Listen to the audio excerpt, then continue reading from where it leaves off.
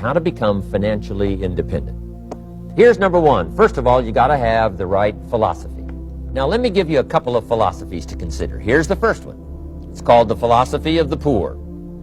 Poor people usually spend their money and invest what's left. That's the philosophy of the poor. Now, here's the philosophy of the rich. Rich people invest their money and spend what's left. And here's the startling answer. It really doesn't matter what the amount is. What's most important is not the amount. What's really important is the philosophy. So I would ask you to adopt this philosophy. And I've got a little formula that I'm going to share with you. Now, what should a child do with $1? Here's one opinion. It's only a child and it's only $1. What difference does it make? Well, in my opinion, it makes all the difference in the world. A person's economic future starts with a child with $1. Somebody says, oh, no, you're only young once. Let him spend it all. Well, when would you hope that would stop? Somebody says, well, wait till he's 50 and broke like me and then he'll learn. Well, no, we don't want to wait that long. So what should a child do with $1? Here's the simple premise to begin with. Don't spend it all. And if a child wants to spend the whole $1, you got to say, hey, don't spend it all. They'll say, why not? It's my $1. I earned it. You say, I know you earned it, but don't spend it all. They'll still say, why not? Say, let me show you why not. So you put them in your car, take them to the other side of town, and show them where people live that spend the whole $1. Just drive them around. Kids learn best by visual. Just drive around and say, would you like to live here? Kid says, no. Would you like to live like these people live? Kid says, no, no. Then you can't spend the whole $1. So, kids will get the message. So, take them to the other side of town and show them around, unless you already live there, and then just show them around. Anyway, don't spend the whole $1. Now, let me give you my best view of what to do with $1. Here's my first bit of advice. Never spend more than 70 cents. Never spend more than 70 cents. Now, you got to pick some number, and the number you pick is going to be determined by your philosophy. It's going to be determined by what you've been taught or your experience teaching yourself. When I first met my teacher, Mr. Schoaf, I was at about 110% of each dollar. And then I learned a whole better formula for financial independence. Number one, don't spend more than 70 cents. Now, kids say to me, well, okay, what do I do with the other 30 cents? And here's what I teach them. 10 cents for charity. We're helping people that can't help themselves. 10 cents to support worthy projects. Projects that you feel good about. 10 cents out of every $1. It's called being generous. Now, in my opinion, nothing teaches us character better than generosity. No class, no teacher, no book teaches character better than generosity. And the best time to start is when the amounts are small, because when the amounts get larger, sometimes it's a little more difficult. Giving 100,000 out of 1,000,000, someone says, oh, if I had 1,000,000, I'd give 100,000. I'm not sure. That's a lot of money. So the time to start is when the amounts are small. 10 cents out of the $1. Okay, next 10 cents I call active capital. Active capital means do something to make a profit. Active capital. Set aside a portion of your income. Wages are okay, but I'm telling you, wages will make you a living. Profits will make you a fortune. So set aside part of your income as capital, called active capital. Any kind of project you can possibly think of, you can possibly come up with. Then you must jot this down if you're taking notes. Profits are better than wages. And then there's no limit to profits, and they can double and triple and quadruple. There's no limit. It's incredible how fast profits can grow. So profits are better than wages. Wages make you a living. Profits make you a fortune. Now, the third 10 cents is vitally important. I call it passive capital. Capital you let somebody else use. A financial institution, stocks and bonds, mutual funds, whatever. Let someone else use it. You furnish the money. They use it to make a profit, but they pay you for the use of it, called interest. And here's one of the things that'll make you financially independent fairly quickly, and that's called compound interest. And this is how you get it. Letting someone else use a portion of your money, your substance. They show the profit, they pay you interest. And this passive capital, I'm telling you, over a sustained period of time, if you'll develop this little 10, 10, 10, and 70, you will be financially independent. You'll have the ability to live from the income of your own resources. And then one more point on passive capital. The borrower is servant to the lender. And if you want to be in a powerful position as you grow older, finally when you become mature, maybe have your own business, things have worked out for you for the future, the position you always want to be in is the power position. And that's called the lender. The lender is the power position.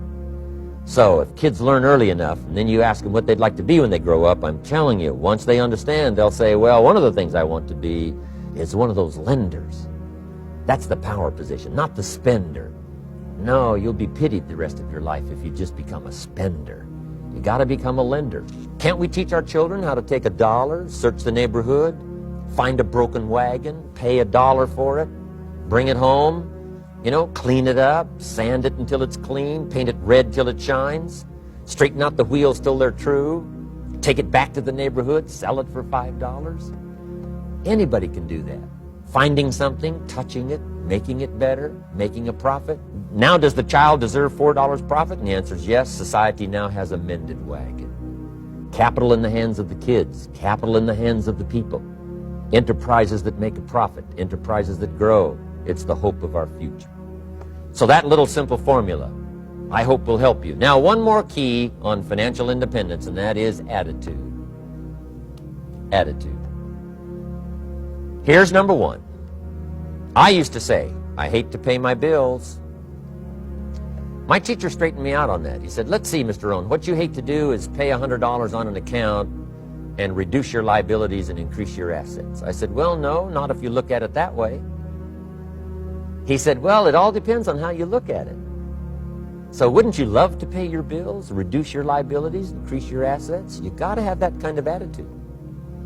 I found out the same attitude about taxes. I used to say, I hate to pay my taxes. And Mr. Shove said, well, that's one way to live. But don't you understand? Taxes is how we care and feed the goose that lays the golden eggs. Wouldn't you want to do your share? Someone says, yes, but the goose eats too much. Probably true. But hey, we all eat too much. We all need to go on a diet. Better a fat goose than no goose.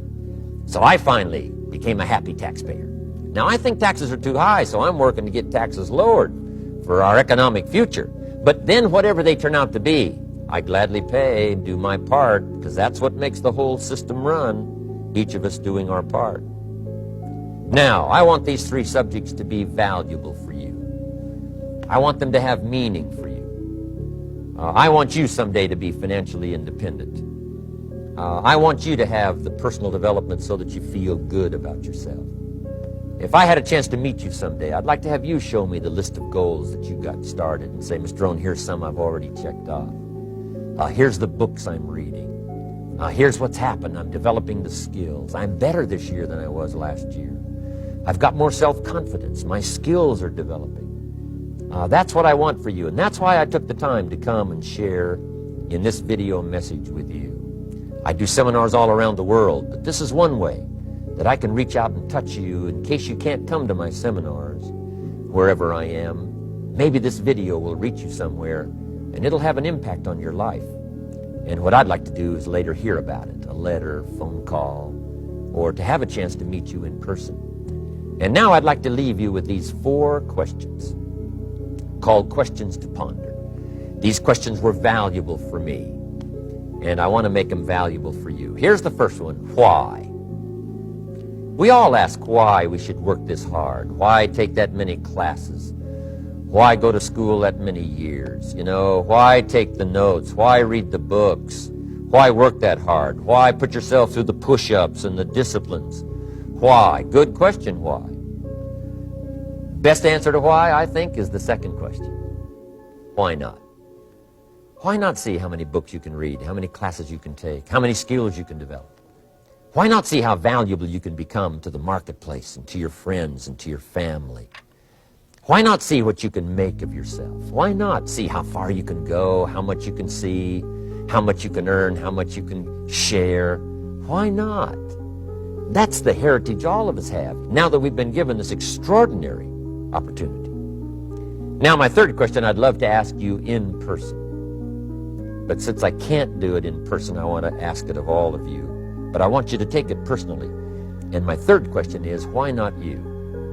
Why not you? With good self-esteem. Why not you starting to change and setting goals? Why not you starting to make progress toward financial independence?